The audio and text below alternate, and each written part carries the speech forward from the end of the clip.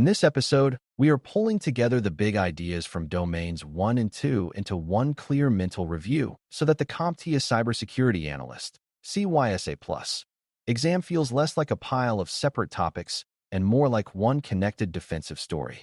A strong pre-exam review is not about cramming new facts at the last minute. It is about checking whether the foundations in your mind are arranged in a way that lets you recognize patterns, compare risks, and choose the best answer under pressure. Domain 1 teaches you to understand the environment, watch what happens inside it, and recognize what looks normal or suspicious. Domain 2 teaches you to find weaknesses, judge which ones matter most, and think clearly about how exposure should be reduced. If you can keep those two ideas connected, then a very large part of the exam starts making sense, because one domain is about visibility and context, while the other is about weakness and priority. The first thing to keep straight before test day is the relationship between day-to-day security operations thinking and vulnerability thinking, because these two domains are close enough to overlap in scenarios, but different enough to confuse beginners. When you are operating in a domain 1 mindset, you are usually asking what the environment is doing, what signals are available, what a user or system is touching, and whether activity fits an expected pattern. When you are operating in a domain 2 mindset, you are usually asking what weakness exists, how exposed it is, what damage it could enable, and how urgently it should be addressed. The exam often blends those viewpoints on purpose. You may be shown suspicious activity and then asked which weakness made that activity more dangerous, or you may be shown a vulnerability finding and asked which monitoring clue would make it more urgent. That is why the smartest pre-exam checklist is not a list of isolated definitions. It is a constant question in your head about whether the scenario is mainly asking you to observe behavior, judge exposure, or connect both. Before we continue, a quick note. This audio course is a companion to our course companion books. The first book is about the exam and provides detailed information on how to pass it best. The second book is a Kindle-only ebook that contains 1,000 flashcards that can be used on your mobile device or Kindle. Check them both out at cyberauthor.me in the Bare Metal Study Guide series. A strong review of Domain 1 begins with architecture and infrastructure, because analysts cannot interpret events well if they do not understand where those events live. You should be comfortable thinking about endpoints, servers, virtual systems, cloud resources, mobile devices, shared services, and the difference between internal systems and systems that are exposed more broadly. The exam does not need you to become a full architect, but it does expect you to know that placement changes risk and changes visibility. A workstation used by one employee, a public-facing application, and a core identity service do not carry the same consequences when they behave oddly or become unavailable. Architecture questions often reward awareness of dependencies. If one service supports many others, then a problem there can spread its effect much farther than the original system suggests. Before the exam, make sure you can hear a scenario and picture the environment well enough to understand what type of system is involved, what it probably connects to, and why that context matters for detection, investigation, and impact. From there, your mental checklist should move to logging, because so much of security operations depends on what the environment records and how reliably those records can be used. Logs are not exciting at first glance, but they are one of the main ways analysts reconstruct activity, compare behavior over time, and decide whether an alert deserves trust. You should understand that logs come from many sources such as operating systems, applications, identity services, network devices, cloud platforms, and security tools, and that each source shows only part of the story. The exam also likes the idea that collection alone is not enough. If timestamps are inconsistent, retention is too short, ingestion fails, parsing is incomplete, or storage is overwhelmed by noise, then visibility drops even when the organization thinks it is logging properly. Good review means remembering that log management is really about usefulness. Analysts need data that is timely, complete enough, and organized enough to support decisions, and the absence of good logging can be just as important in a scenario as the suspicious event itself. Another Domain 1 checkpoint is whether you understand normal system behavior at the operating system, OS, level well enough to notice when something drifts away from expectation. You should be comfortable with the idea that users sign in, processes run, services start, files change, permissions matter, and scheduled or automated actions can create visible traces that are either ordinary or concerning, depending on the context. The exam often turns ordinary functions into suspicious clues by changing the timing, source, frequency, or privilege involved.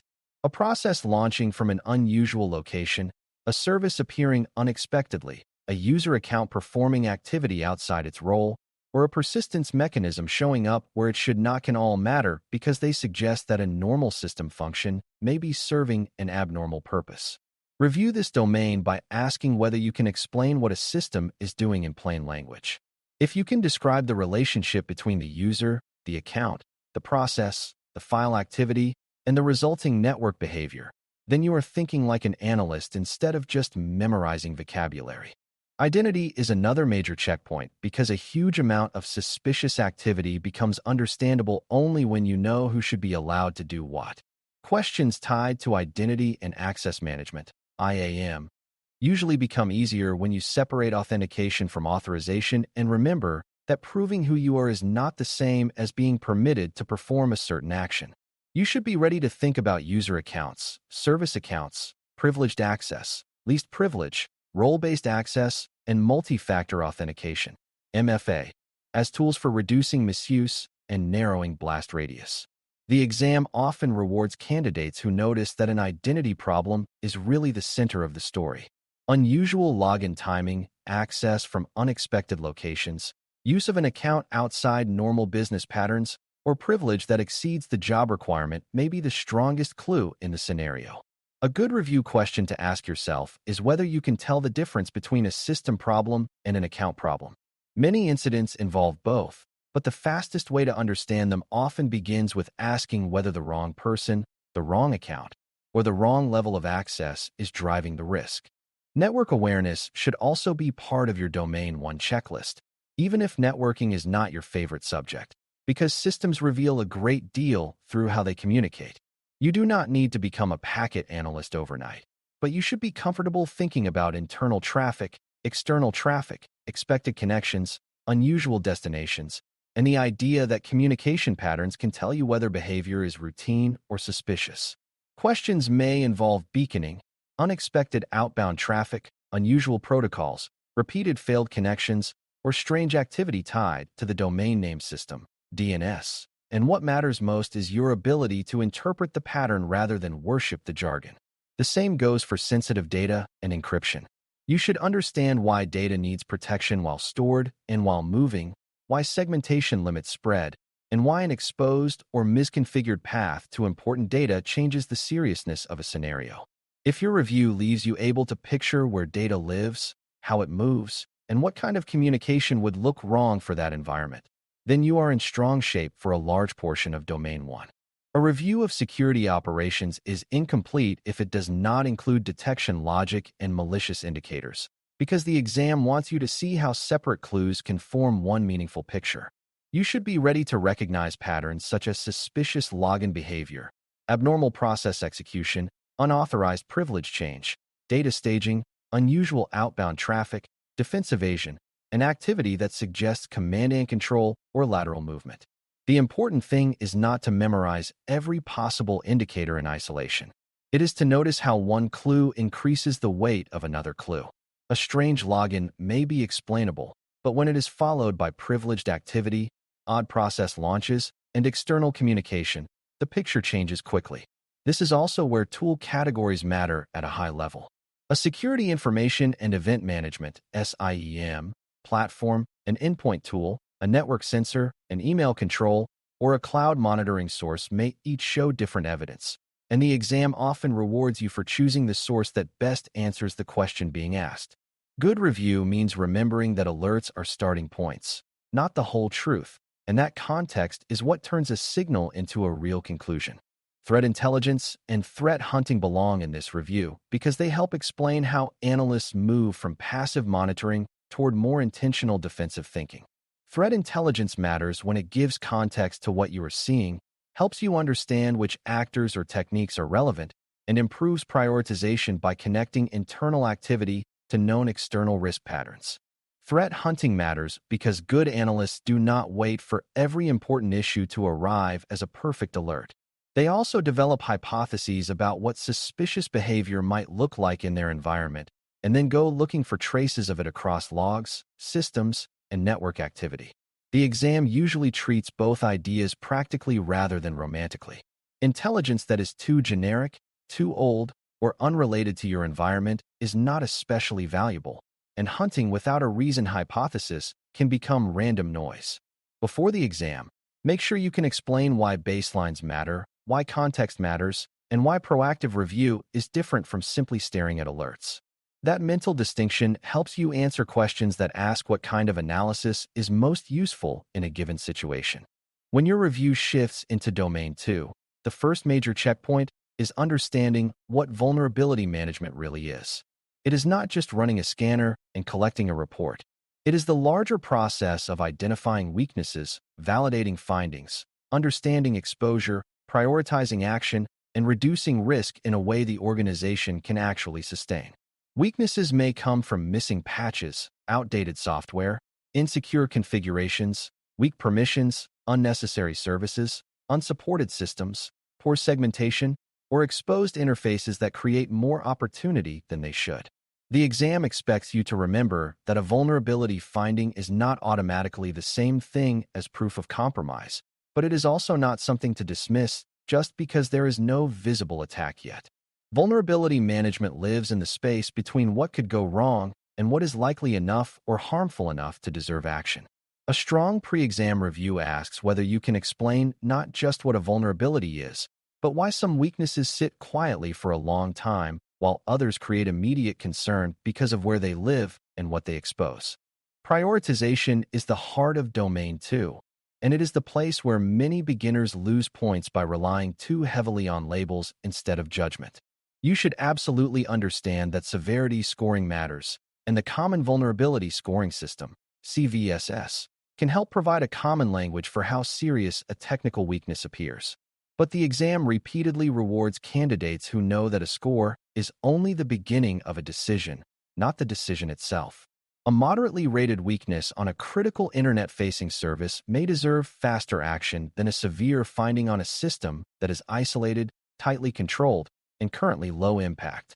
Asset value, exploit availability, active targeting, exposure to the internet, sensitivity of the data involved, business function, existing compensating controls, and ease of abuse all influence priority.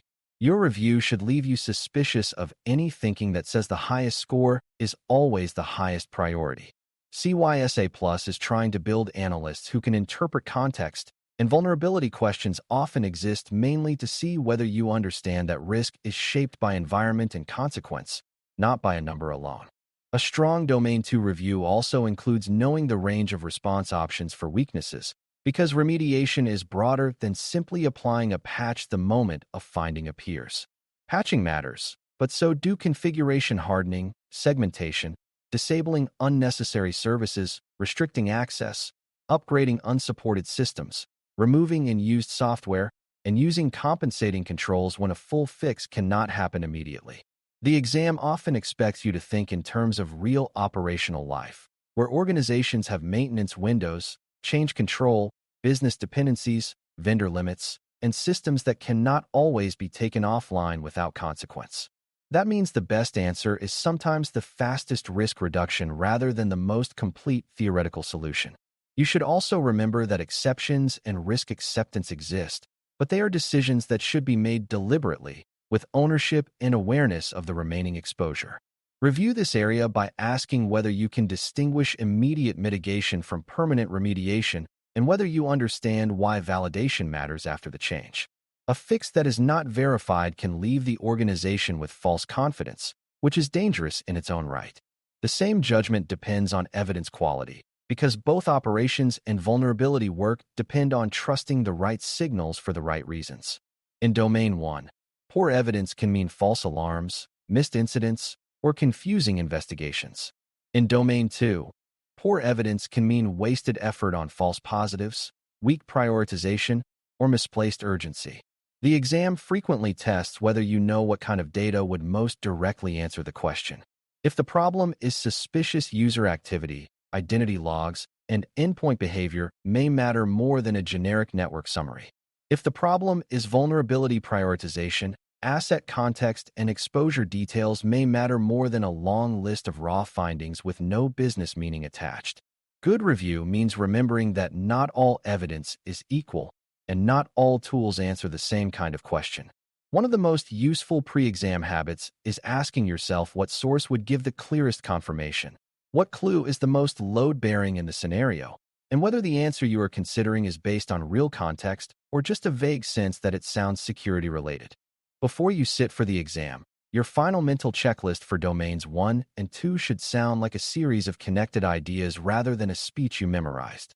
You should be able to hear a scenario and quickly ask what system is involved, what the normal behavior would be, what visibility is available, what identity or network clue matters most, what weakness exists, how exposed that weakness is, and what action or conclusion best fits the timing of the question. You should also be ready for the common traps. The exam likes answers that are technically true but badly timed, dramatic actions that happen too early, and severity labels that tempt you to ignore business context. If you can slow down enough to notice those traps, then many questions become easier because the wrong answers start revealing themselves. The goal of a pre-exam review is not to make every question easy. It is to strengthen your pattern recognition so that when pressure rises, your mind still knows how to separate observation from exposure, evidence from noise, and urgency from mere appearance.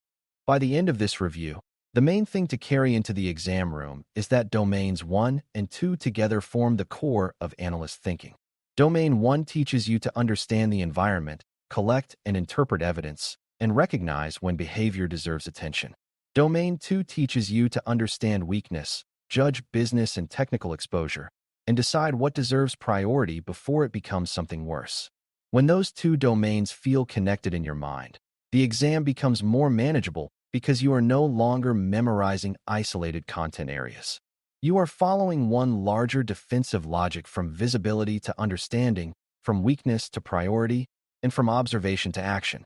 That is exactly the mental posture CVSS Plus is trying to reward.